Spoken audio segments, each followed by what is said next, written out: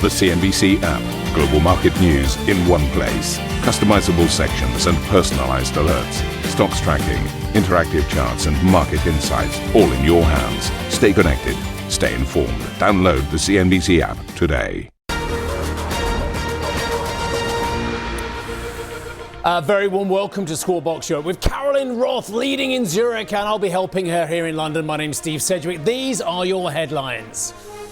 The US and Iran exchanging further strikes overnight, with Iran reportedly targeting US facilities in the region and vowing to hit any vessels crossing the Strait of Hormuz, putting a potential peace deal at risk. We hit them hard yesterday, and we're going to hit them again hard today, in case you miss it, in case you don't turn on your television set. And we'll see what happens with the deal. We were really close to a deal, but they keep tapping us along. They keep playing us for suckers. Wall Street closing in the red amid market jitters around AI, tech, and surging inflation, with Asia also tracking lower, as do the European futures. The European Central Bank is all but certain to hike rates for the first time in almost 3 years today, as it lays bare the impact of the Iran war in new growth and inflation projections. And who's the boss? Frasers Group tables a takeover bid for Hugo Boss, seeking to snap up the almost 3/4 of the company it does not already own at €38 per share.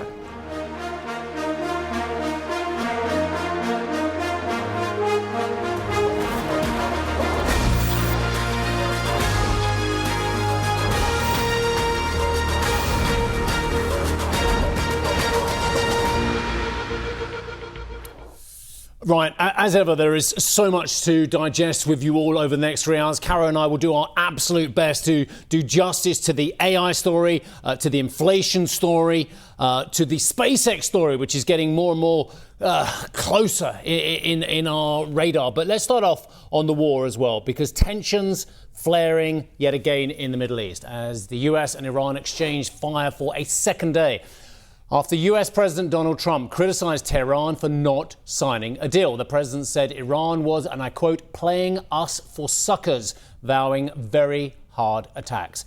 Dan joins us with the latest. Dan, good morning to you. Steve, good morning. Well, the United States has carried out a fresh round of strikes against Iran. Central Command saying American forces began what they were calling additional self-defense strikes, attempting to hit multiple targets inside Iran. And of course, in response, we have also seen Iran targeting the Gulf states as well. The answer came early this morning. Its military command essentially declaring not just the Gulf states and Jordan in the crosshairs, but also the Strait of Hormuz effectively closed to all vessels as well, oil tankers and commercial ships effective immediately. Iran also warned earlier today that any vessel crossing will be targeted and rejected the claim that the US president made overnight that the United States is in control. Now, of course, this is still very much a disputed fact on the ground, but what we have heard is Iran's Revolutionary Guard saying that its navy had already struck 2 vessels that tried to cross and has told all ships in the Gulf and in the Sea of Oman to stay at anchor, also warning that any approach to the strait will be treated as, in its own words, collaboration with the enemy. At the same time as well, Kuwait's armed forces also saying in a post on X earlier today that its air defenses were intercepting hostile aerial targets without specifying exactly from where.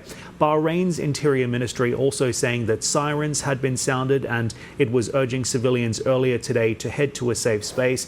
And of course, important to point out that the trigger for all of this as well wasn't just the downing of that US Apache helicopter earlier this week. It's pretty clear that the president's patience has been wearing quite thin here. Ahead of the strikes, as you flagged, Steve, the president saying that Iran keeps playing us for suckers.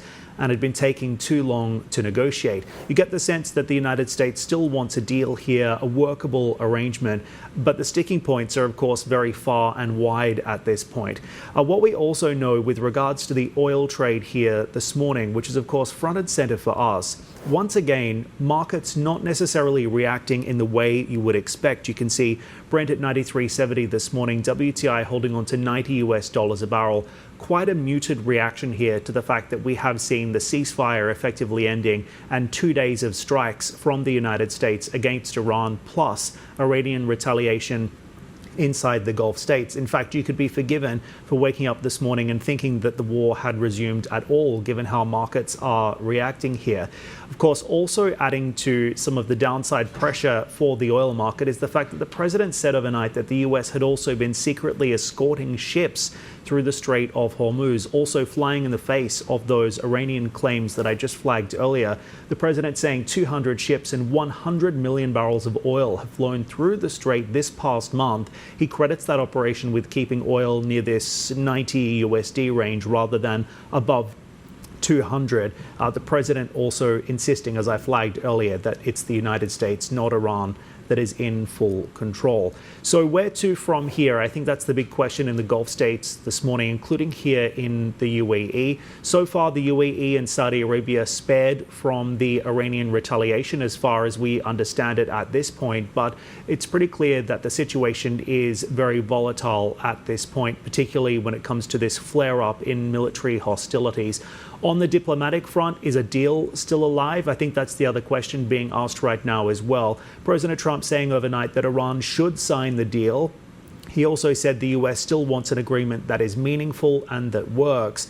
But in response to that, we also heard the head of the National Security Commission in Iran's parliament, Ebrahim Azizi, also weighing in on X, saying, well, look, this time the war won't be limited to the region. So both sides still seemingly quite far apart here as we see the kinetic activity ramping up and the prospects for some kind of short-term, medium or long-term agreement looking further and further away now. It's back over to you.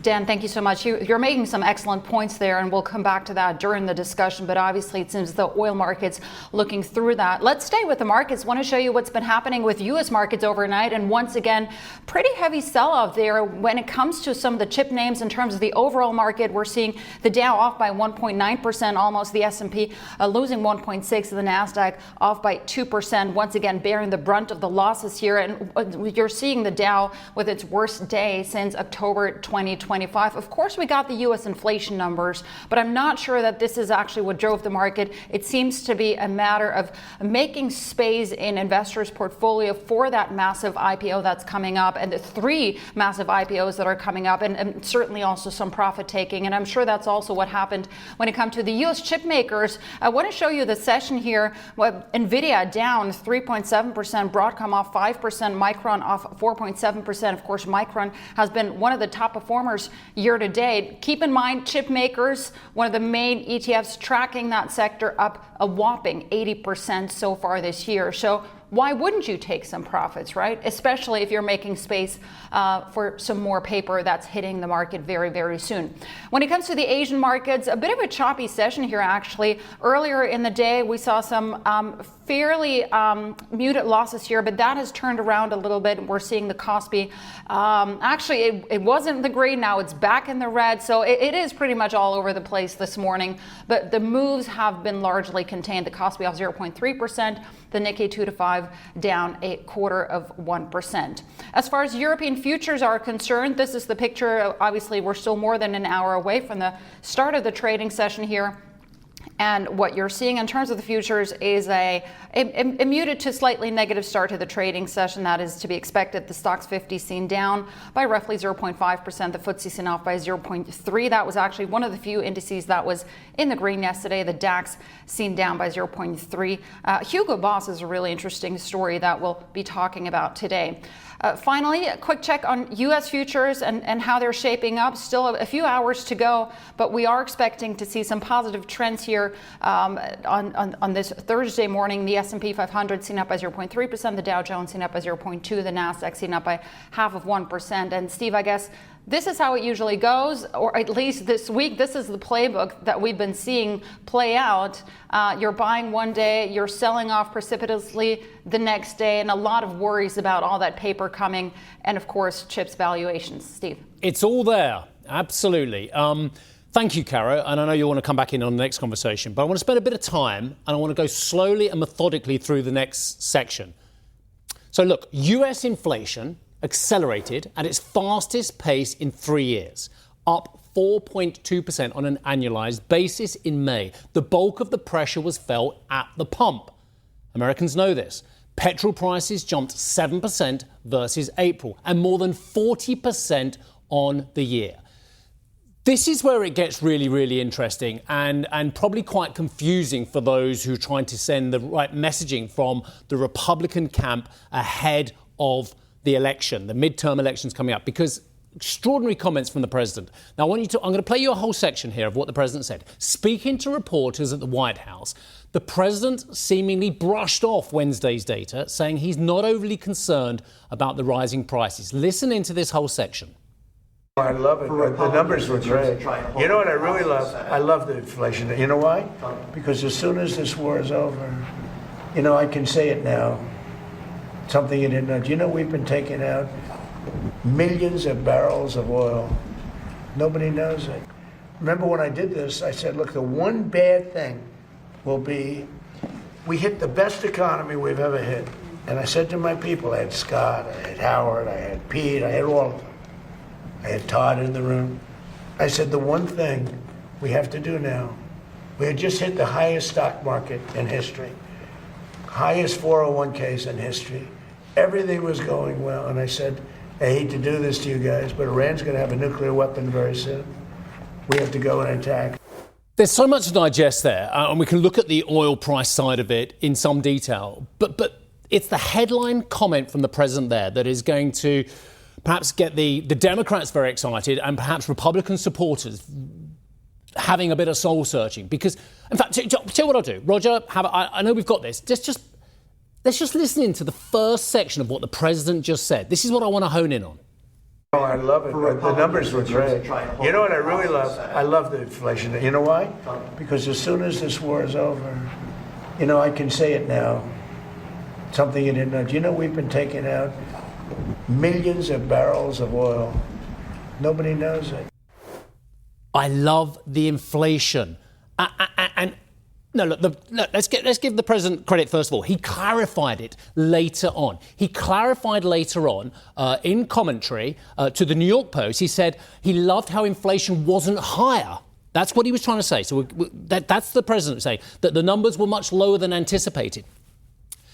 But the problem for the president is that his rating on inflation is through the floor. It is through the floor. And I'll come to the most recent polling. This isn't me making an editorial comment. It is 3 independent polls which have come out in the last week. Inflation is 4.2%. And the president just said, I love it because it isn't higher.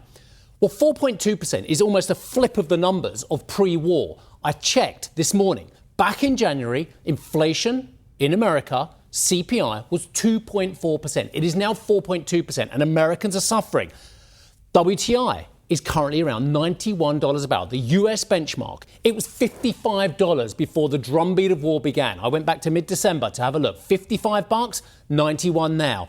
4.2, 2.4 then as well. The gasoline price, every American knows this number. It is the average price of a gallon of regular grade gasoline is currently at $4.55, much higher in California, lower elsewhere. But it was below $3. I remember $2.92 before this war started. So on pump prices, WTI and inflation, the numbers are all moving in the wrong direction. The president says, actually, I love it because it could be a lot worse. Well, according to these 3 polls, and I'll give you them now, the Marquette Law School, Trump's rating now on the inflation issue is negative 56. A Harris poll, it is negative 30. On an Economist YouGov poll, it is negative 48. And I'll just tell you the details of the Economist poll.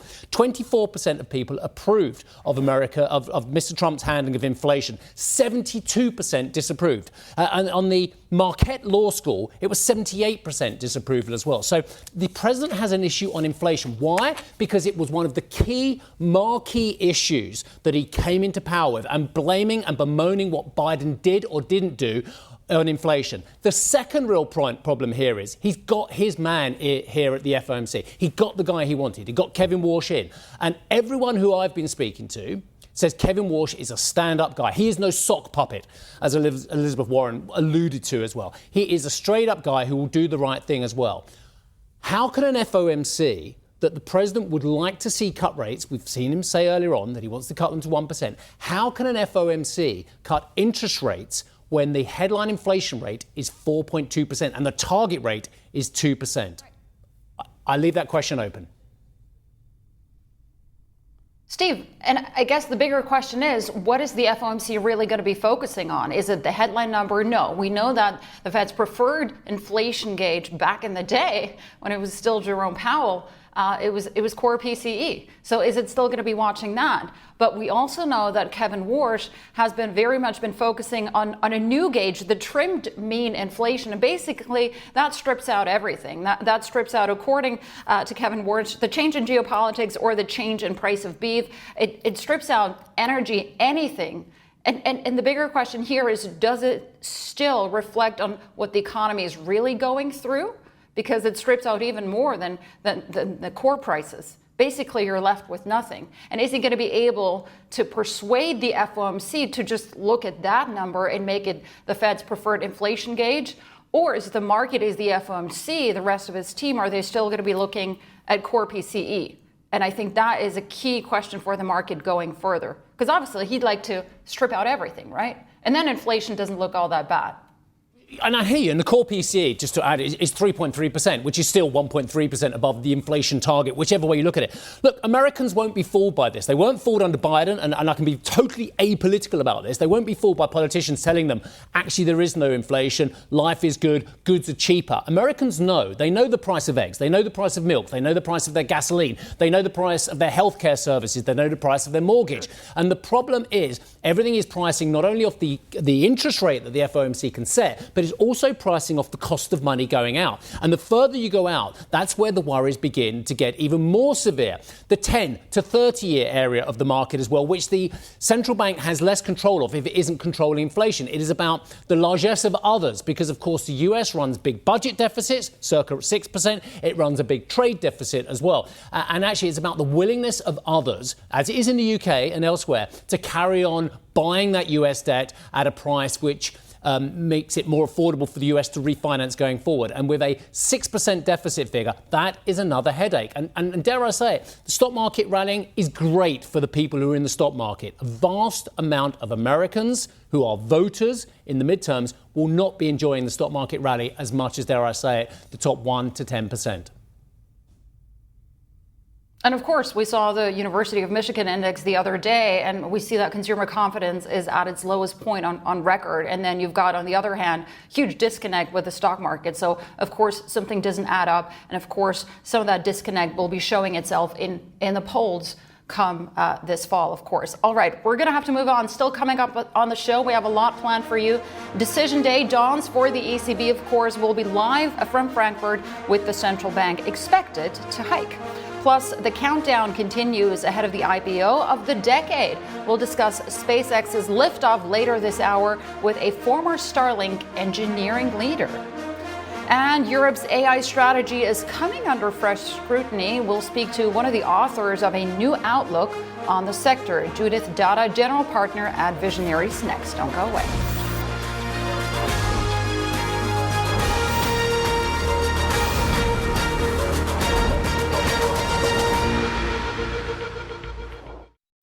Executive Decisions is the new podcast from CNBC, where I ask powerful leaders about their decisions that changed everything. I'm Steve Sedgwick, and here's the CEO of Siemens Energy, Christian Bruch.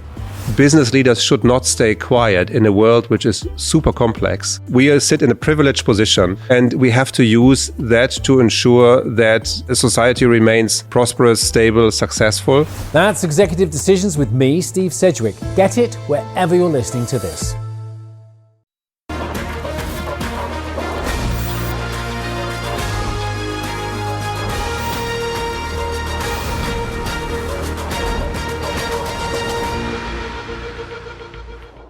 Welcome back to the show. We've got some pretty big M&A news out of Europe for you this morning. The UK's Frasers Group has launched a €2 billion takeover offer for Hugo Boss, sending shares of the German fashion house higher pre-market. The Mike Ashley-controlled group is offering €38 per share in cash for the 74% of the shares that it does not already own. That's a more than 4% premium to the struggling German fashion house's close yesterday. Steve. Yeah, we'll come back to this one, Cara, because I know you've got a strong view on this one as well. OK, Europe's AI strategy is focused on the wrong targets, moving too slowly and operating at the wrong scale.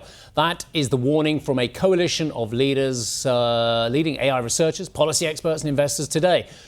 They say that Europe remains stuck in incremental business-as-usual politics and industrial underinvestment. Well, let's get to Judith Dada, who is the general partner at Visionaries and is one of those arguing this and joins us now. Judith, hello. Lovely to see you. Thank you for joining. Cara and myself. Look, when we say Europe is stuck in the slow lane, who do we mean? Do we mean the governments, the local authorities who don't want to put in the extra power? Do we mean the companies themselves? Because as far as I can see, every European company I speak to, they're trying to move as aggressively on AI as their American counterparts.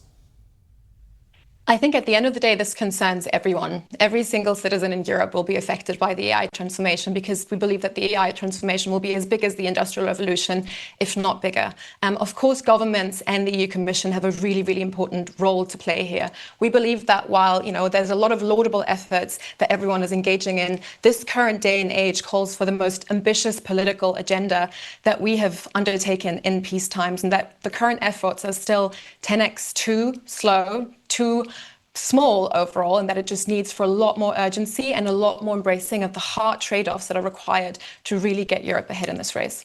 OK, Judith, what's the most important practical thing that Europe can do? Speed up permitting for extra power plants? I mean, what could they do? Because the fact of the matter is there are an amazing number of issues which occur globally, whether you're in Texas, whether you're in the Middle East, whether you're in, Frankfurt as well, that actually are barriers to this growth. What can we do as the number one priority to get things moving?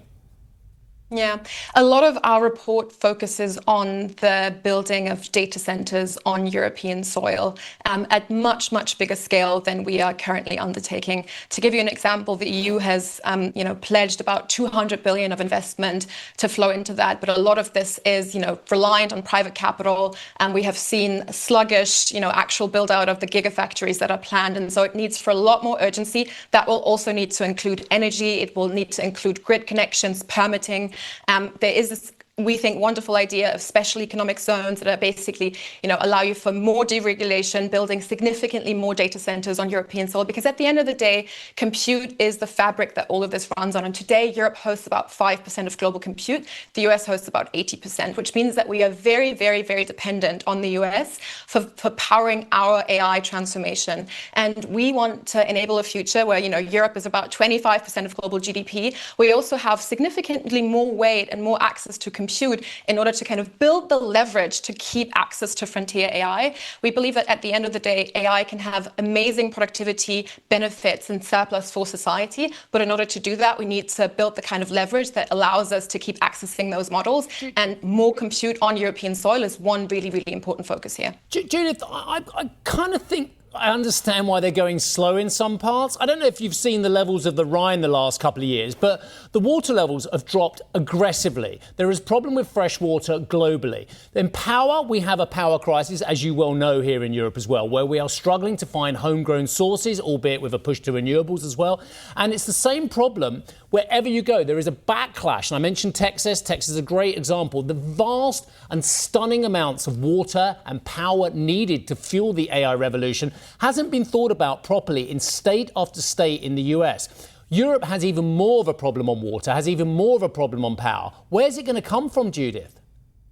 So I love that you're saying this, and I want to touch on two things. The first thing is that Europe is very much leading in the world when it comes to renewable energy. So we believe that this can actually be an amazing blueprint and an opportunity for Europe to show that building data centers at vastly bigger scale than we're doing right now can go hand in hand with the kind of environmental protections and with the kind of sustainable energy sources that Europe already stands for. This could actually be a great blueprint. The second piece that you touched on is the public sentiment, and we believe that the AI revolution can't happen without everyone playing an important role in it and without everyone seeing the benefits of how that can, positively impact their daily lives. And so I think so far we've really gone astray in terms of telling too much of a dystopian narrative and not giving people enough of an understanding of how they can positively, benefit from the AI transformation, not just the business leaders, not just the top 10% of AI researchers, but really every single family, every single individual. We believe there's a transformative and positive story to be told here, and we will need to tell it, because otherwise we can't expect people to get behind this transformation, kind of on the basis of otherwise things get worse. And so this comes down to not just political leaders, but economic leaders, leaders in civil society. We really need to together figure out what this story is that we can tell the public that's believable, but that is positive and really shows how we can distribute the benefits from AI in a fair and equal manner. Judith, this is Carolyn jumping in, but the problem here goes deeper than just the availability and the price of energy, doesn't it? Because what I'm sensing from a lot of enterprises across Europe is a deep distrust towards anything American, and they're striving for digital sovereignty. Is this misplaced? So I think there's a couple of important messages. I think first and foremost, sovereignty needs to be thought from the perspective of, kind of ensuring the flourishing of the people of Europe. That needs to be the focus. We believe that sovereignty does not equal autarky. It does not equal doing everything ourselves. Actually, we believe that counterintuitively, collaborating with, for example, American hyperscalers in terms of building out compute on European soil actually does allow us to build significantly more leverage if we bolt these data centers to European laws. I think there's a big understanding that, or a big shift in narrative here that's really, really important to us, where yes, we want the EU to be more sovereign. We want to empower more sovereign data centers, and more sovereign efforts where we can. But we don't believe that that can be enough. We don't believe that that can be the only focus. We want Europe to have leverage such that, in case those sovereign efforts are not sufficient, we still have significant weight at the table to be able to weigh in and make sure that this AI transformation goes well on behalf of the European people and on behalf of their continued flourishing. Judith, let's take a look at what has been working. And there's a brilliant blueprint in terms of what happened when it comes to SoftBank's huge vote of confidence, massive investment when it comes to France and its AI systems and ecosystems just a couple of weeks ago, 75 billion euros worth. Can this be replicated across Europe, or is this really just a French story just because President Macron has such a good relationship with the CEO of SoftBank? Surely there's got to be more to it than just that, right? I think that was a very encouraging announcement. Now, obviously, not all of this is, 100% confirmed. SoftBank will also need to find and raise this capital on their end. But I do think, President Macron has in many ways been a great role model when it comes to taking this very seriously. And we absolutely believe that more European leaders, including Chancellor Merz, including, Commissioner von der Leyen and so on and so forth, can play a really, really important role in kind of mirroring this type of forward-looking agenda. Again, we believe this really needs for a political and economic coalition. This needs to be the biggest agenda that we have undertaken in peace times. And so I think Macron can be one great example, but it needs a lot more collaboration, a lot more work with the frontier experts in AI, many of whom are European, but currently working in Silicon Valley, really coming together and engaging in this very, very ambitious effort.